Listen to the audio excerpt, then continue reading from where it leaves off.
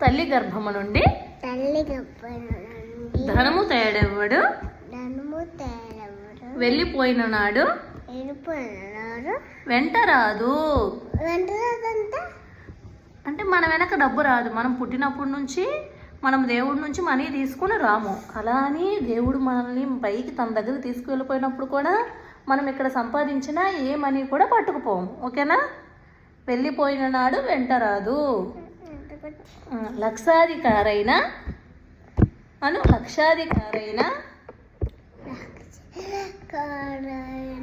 లవణం అన్నము గాని మెరుగు బంగారంబు మింగబోడు.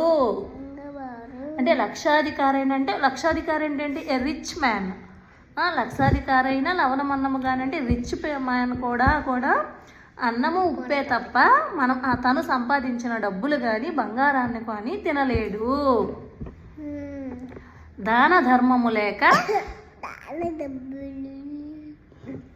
పొందుగా మరుగైన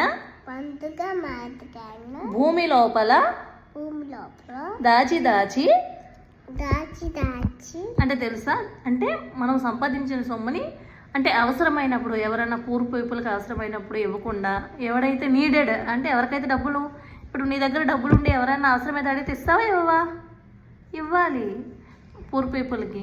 అలా ఇవ్వకుండా ఏదో లాకర్లోనో బ్యాంకుల్లోనో ఎక్కడన్నా భూమి లోపల కానీ ఎక్కడన్నా దాచినా కానీ అప్పుడు ఏమవుతుంది? తొదకు దొరలకవునో దొంగలకవునో తేనె జుంటేగలియవా లీయవా తెరువరులకు. అంటే లోబి పిసనారి దాచిన డబ్బుని అప్పుడే కాదు, పిసనారి దాచిన డబ్బుని ఎలా అయితే దొరలో ఎవరంటే దొరలో అంటే కబ్జాదారులు దోచుకుని పోతారో ఎలా పోతారు? తేనెటీగలు తేనె తాగుతాయా? తాగవు కదా. అది కష్టపడి తేనె పట్టు కట్టి ఒక దగ్గర తేనె ఉంచింది. దాన్ని ఎవరు తాగుతున్నారు? మనమే తాగుతున్నాము. అర్థమైందా? అయిపోయింది కదా వీడియో. ఇప్పుడేమనాలి? సబ్స్క్రైబ్, కామెంట్, నాకు లైక్ పెట్టి కామెంట్ చేయండి. ఓకే.